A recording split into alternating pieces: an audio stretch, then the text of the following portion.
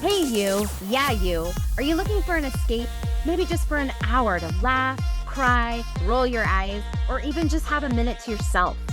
Or ever just want to embrace your feminine side, and what better way to do that than have the color pink riding shotgun, as pink isn't just a color, it's a state of mind. Thanks Audrey Hepburn for that quote. Then look no further. Introducing the new podcast, Truth and Pink. We're Sarah and Channa, 1979 Gen X, strong. But more Zennials, you know, that forgotten little slice of Gen X with just enough millennial edge to know what TikTok is? But way too cool to care.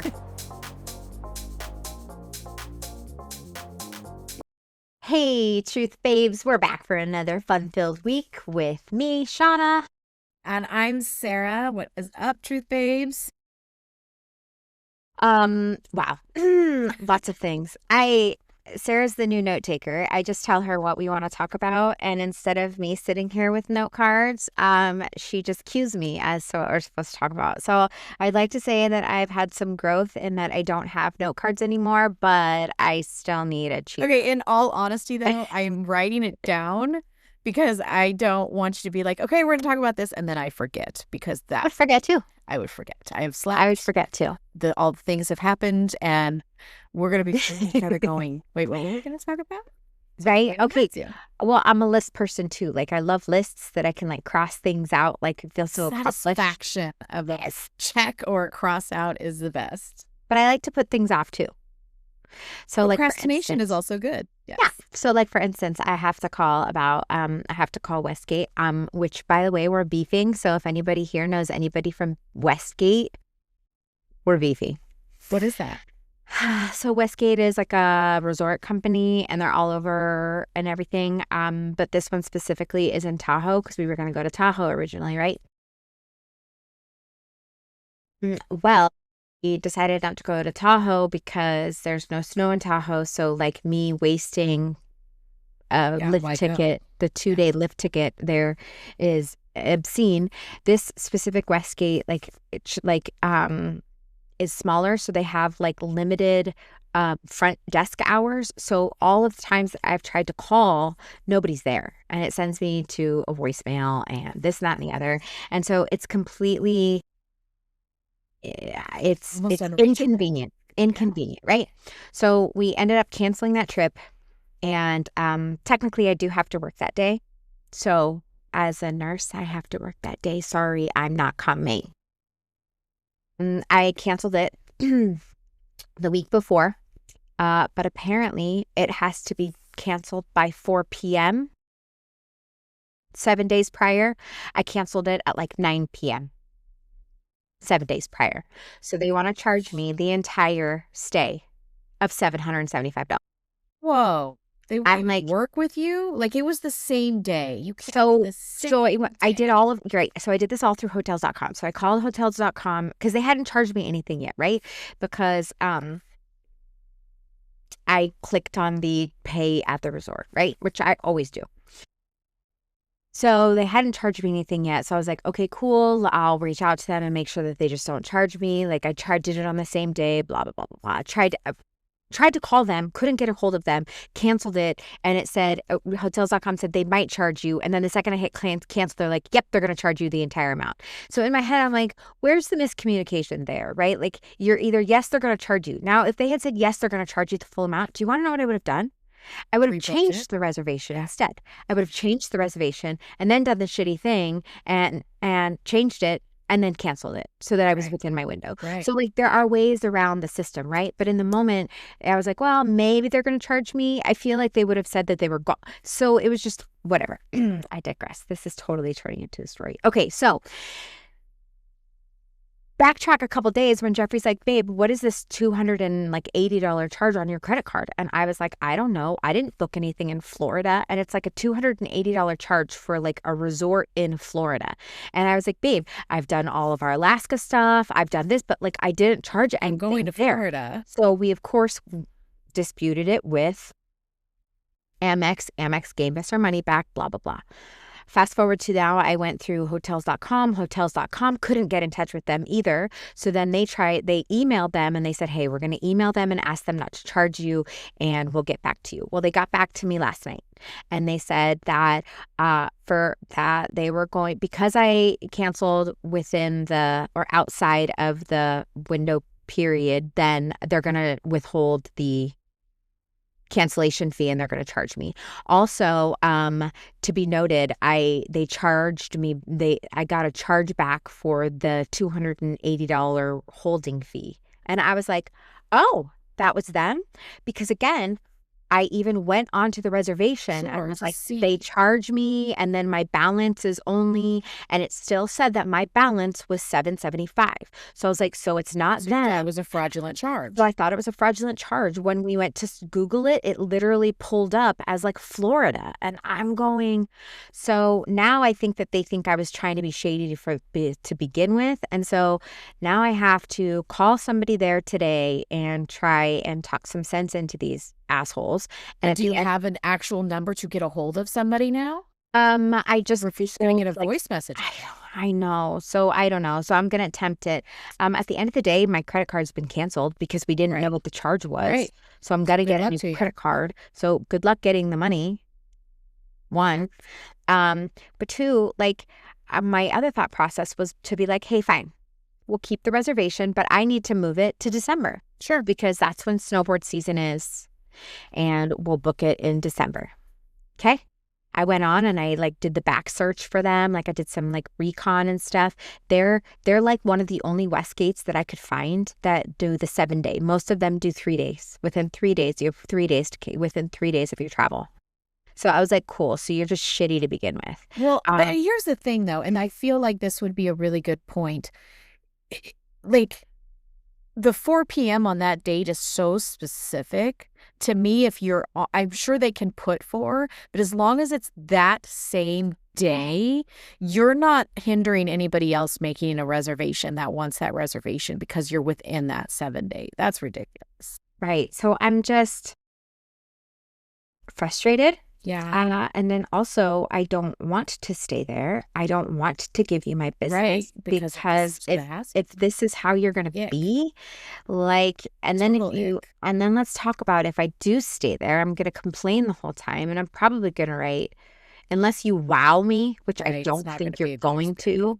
If you're going to wow me, then, I'll leave it. But if you're not going to wow me, I'm just going to write a shitty review. Well, maybe I would write a shitty review. I'm just irritated. I know. Like you can't charge me $775 for a stay that I'm not saying. You want to charge me $150 cancellation fee? Fine, because guess what? That's what the airline charged. Airline charged me $100 to cancel my thing. And I was like, ugh. The car rental place charged me a cancellation fee. Charge me a cancellation fee, not the entire thing. Like, do you think people are just made of money that I can just give away? Well, I know $5. When they canceled my flight to Texas, American gave me the full refund amount for the ticket, and then I had to call. I couldn't do it online, but I called Enterprise and talked to somebody, and I'm like, this is what just happened. They canceled my flight.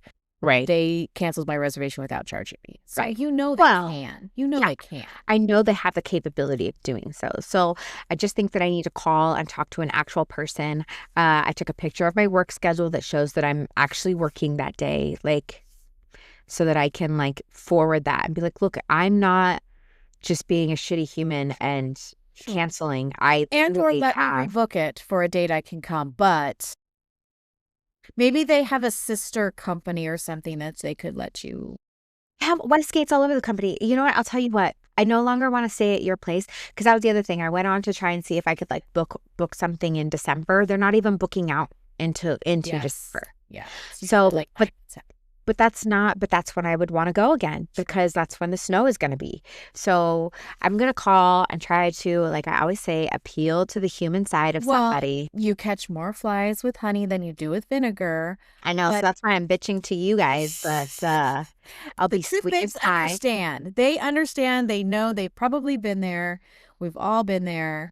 Yeah, I'm venting to my people so that my people can be on my side. But then when I go and I call them, I'm going to be like, look if I could afford to just lose $775, like, we wouldn't be talking. But I'm not made of money. And that's a day of work for me. So like, I don't work as a trauma ICU nurse just to randomly Just throw for money shits and away. giggles, yeah. That's a little bit more than that. So Speaking that is of what's on my agenda today.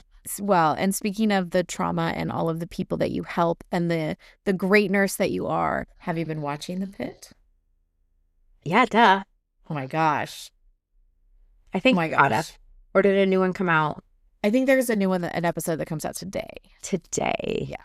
Yes. So I started it Listeners. late because I don't like to just see it what like old times where you just watch one a week and have to wait for the next one. Yep, well, I that's where I'm at. I am spoiled now. I just want to see a lot of it. But I think, this is one of those medical shows that is unlike any other medical show. And the fact that it goes hour by hour to show you the stress that the nurses and doctors go under, the things that come in, the frustration of the patients for everything taking so long. And I realize you're ICU, not ER, but like it all trickles up, right? And somehow It does. Yeah. they have to send those patients upward to the hospital. And I think that's why it's such a success. Would you say so as well? Yeah, well, and then it's like spot on. They talk in like the medical jargon, but then they also kind of explain it, which I think I giggle about sometimes, but my family is like, but now we know what it means. We'll take an A&P class. You'll know what it means. Yeah, we don't really talk like that. We do, but we don't. Like Right. I go, okay, so start sepsis bundle. I think I've talked about this. I say the doctor goes, start sepsis bundle. And so automatically I'm hanging this and I'm doing whatever. He's not verbalizing what the sepsis bundle Right. is out You're loud. supposed to, yeah. I know what it That's part is. of your train. Yeah, that's your I know what it is. And so so that always makes me giggle. But are you like caught up? No. I'm only on episode 4 or 5. The charge nurse. She's got she's got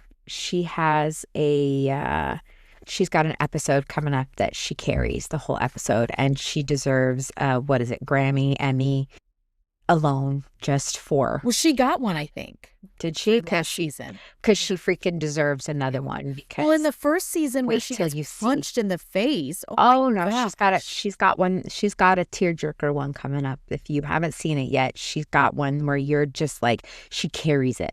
She just carries it. And I was like, well, again, she's acting and she's a phenomenal actress, but just her compassion for patients, the way that she portrays that is very moving. Like, because she's a hard ass. Yeah. And she says that it's you. She's like, that's what Channa does. She's a hard ass, and she has the right amount of compassion when she needs to have compassion, and she's a hard ass. Like for Baby Jane Doe. Baby Jane Doe. Cute little nugget. Yeah. There's still around talking. She was always like, Baby Jane Doe.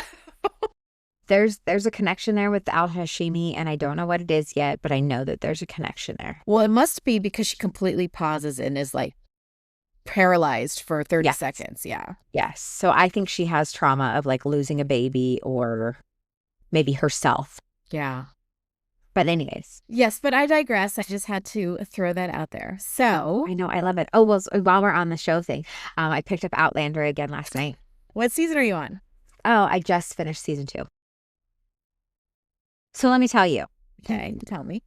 Yesterday you were like, oh, they might kill off Jamie. I was like, okay, you probably shouldn't tell me that because I know that there's like 5 more seasons, but technically he is supposed to die tomorrow. In my head, I'm like, technically he should be dying at the Battle of Culloden. And so like if you're giving me information right now, like then I guess he's not gonna die. But like, and so then I watched, so the ending of 2 is where they go back for the death of the Reverend, and so you see the Battle of Culloden take place, and you assume he dies, and because she goes back, you see him send her back, and then you see the daughter find out about all of it, and then you see all of these things, and she, goes to the gravesite and like says like her goodbyes and everything.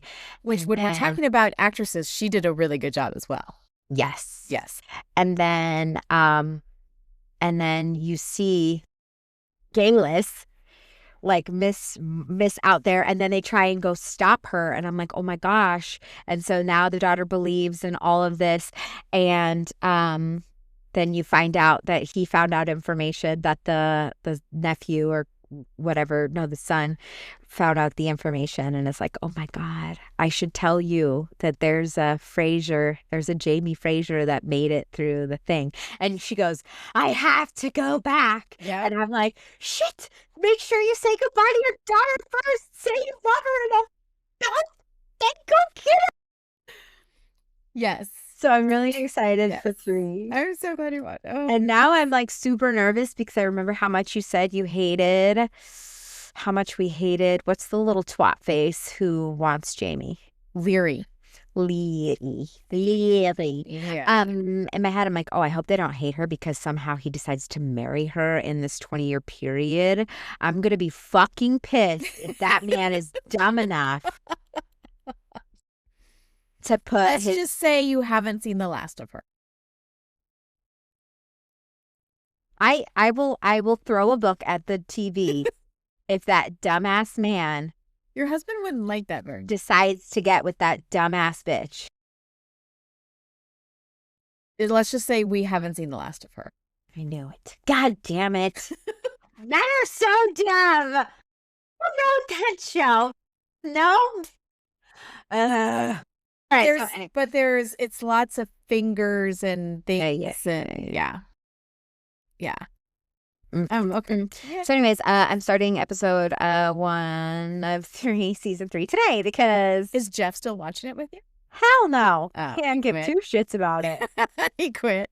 I'm telling you, there's enough in there for guys too. They just have to get past some of the backstory stuff.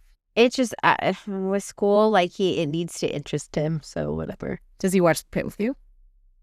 Yes. We watched the Pitt.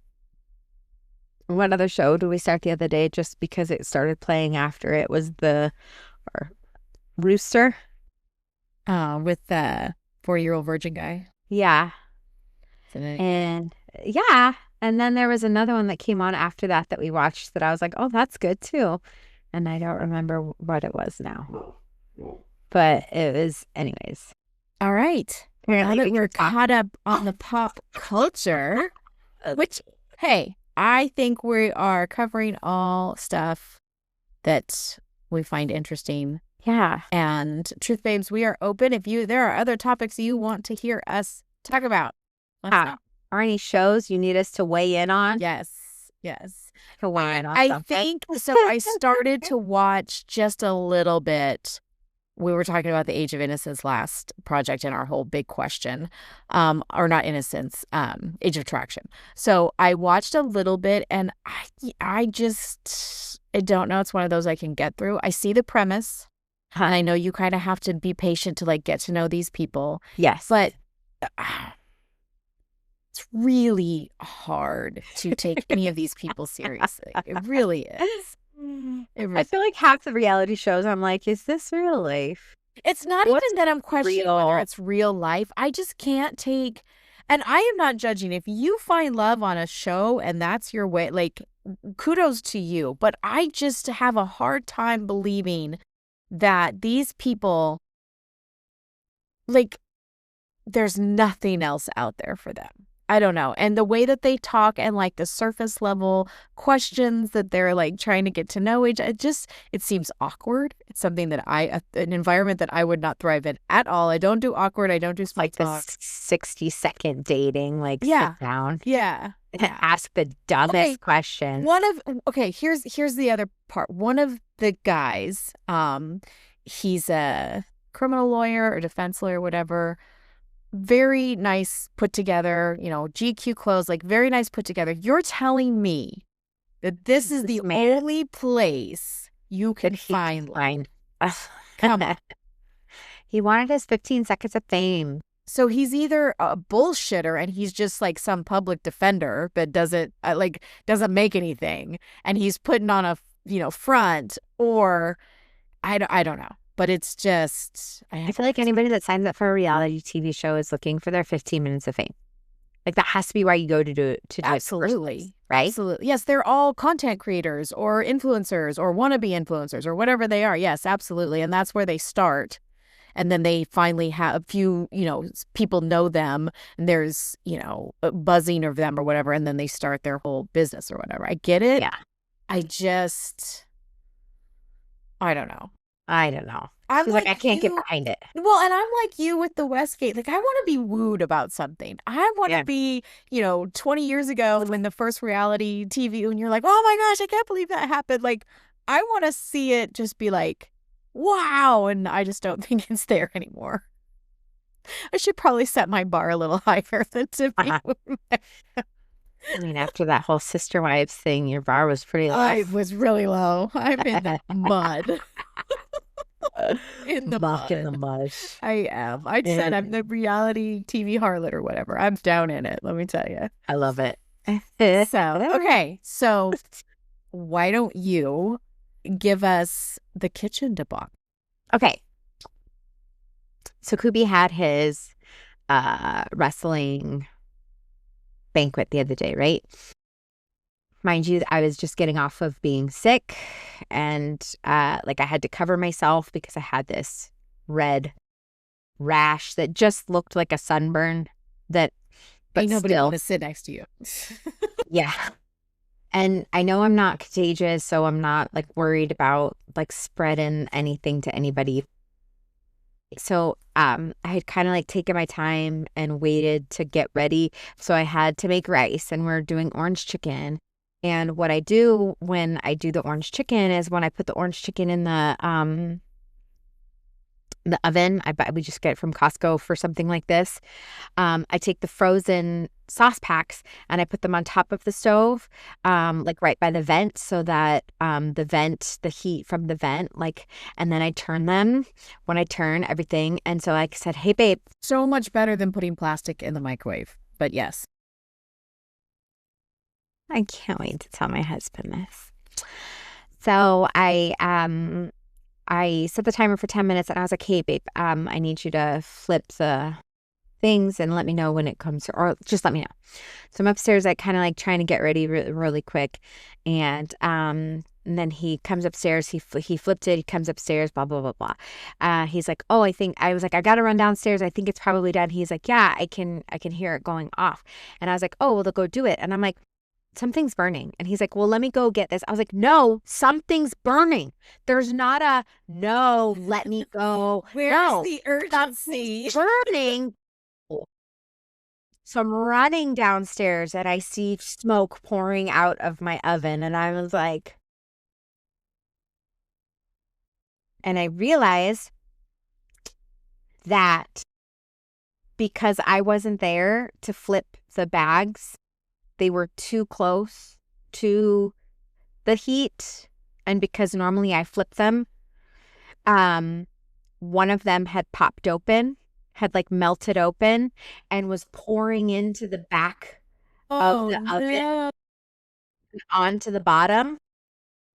And now I had caramelized orange sauce on the bottom of my oven. Thanks, dear. And was pouring. And so I'm like, open up the windows. And I turn everything off and I pull them back. Because I also have the middle plate on my stove. So I just sit them on top of the middle plate, but they're hung over just a smidge. Sure. Just enough to be. So why didn't he just put them exactly where they were, just on the other side? Well, because it didn't occur to him to move those.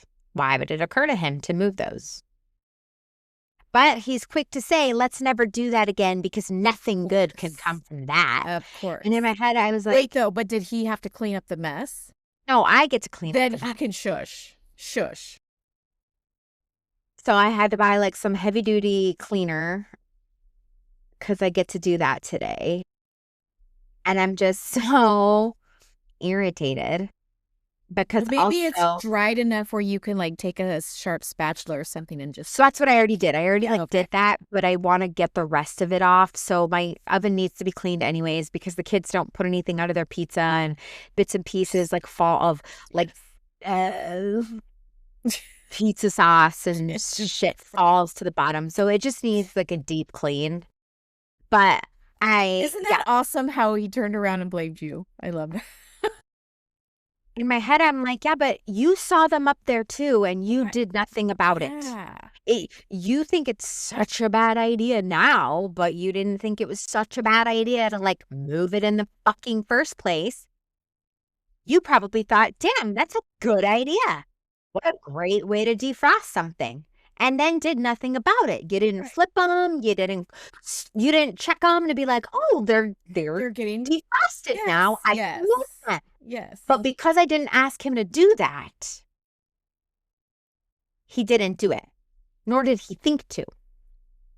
And look, if I was in my right mind that day, which I was still like A little cranky. It's okay. cranky from not being feeling well, it wouldn't have been a thing and it would have been fine. And whatever. So, in his mind, if he had been the one to start it, he would have just put it in the microwave.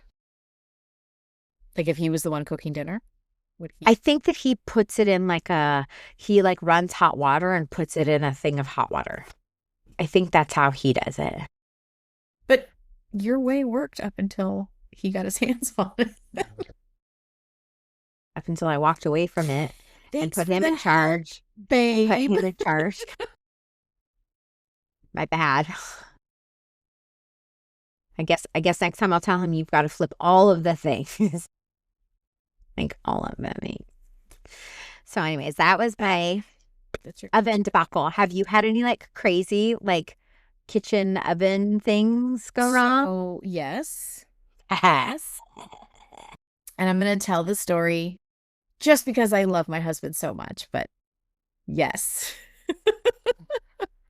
He'll laugh too. He'll laugh too. Okay, so one of his favorite things, one of his favorite things in the world that I think it was grandmother, maybe it was mom, is angel food bundt cake, right? Yeah. He loves. And he went and bought the proper pan, and I don't care for angel food.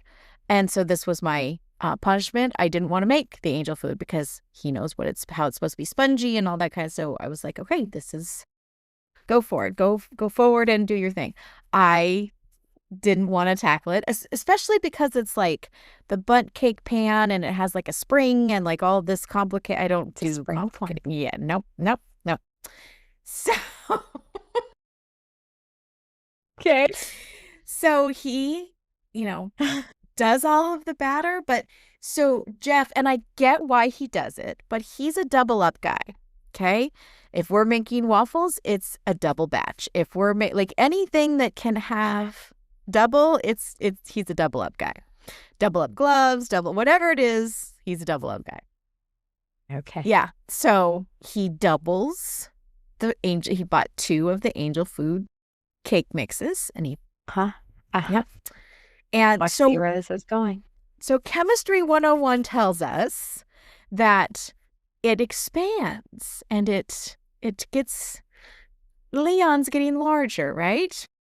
So he's also not a checker. He puts it in for the time that it says and he will not see it again until the time is done. So the time ding and we open it and there's angel food cake like exploded because it popped the spring and like is dripping down the walls and through the grates and down. Yeah. And he hasn't made angel food cake since. Mm-hmm. That's hilarious. Yeah.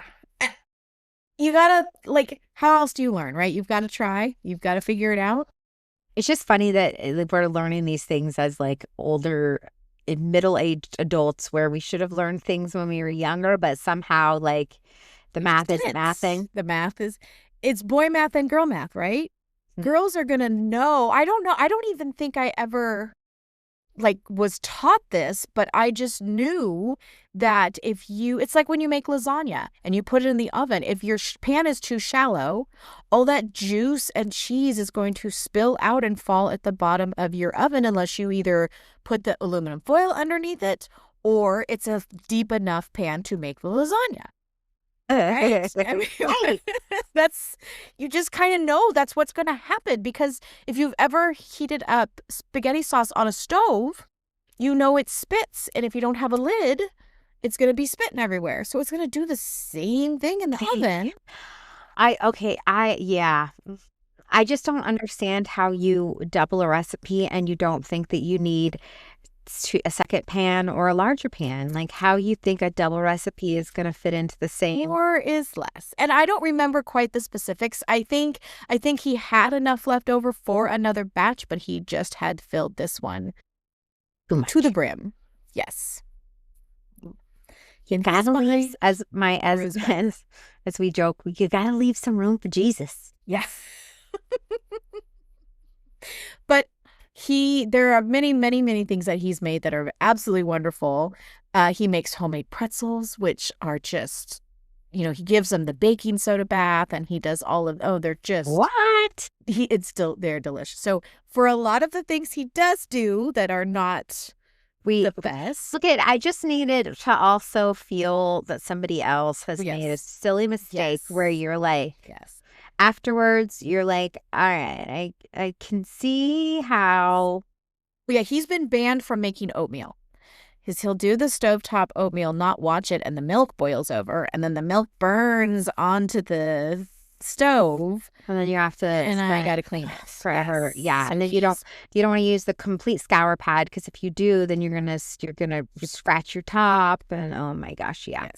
So needless to say, now I have this amazing, like, probably crazy toxic oven cleaner, like I know, that you like spray and it like melts everything off. Like I am, including your skin.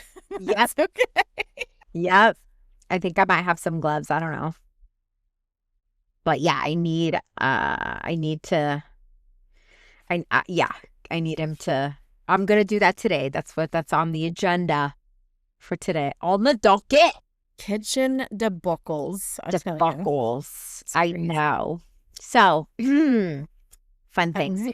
We're just out here living our life, making mistakes, doing the things. Well, and look, everybody should be allowed to make mistakes. That's how we learn, right? But I just feel like in hindsight, they're funny. They're funny. In the moment, you're like, you've got to be kidding me. Yes. Because that was it too. I was like, no, I lost a whole bag. What am I supposed to put on the orange chicken? It's going to be like semi-orange chicken. And then all you taste is the breading or whatever, and you're like, bleh. No, luckily, like the Costco, they do a good job of adding, like, there's way more sauce than you need. Oh. So it was fine. But I was nervous.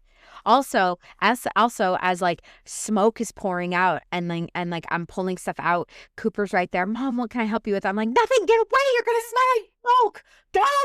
Get away! Go!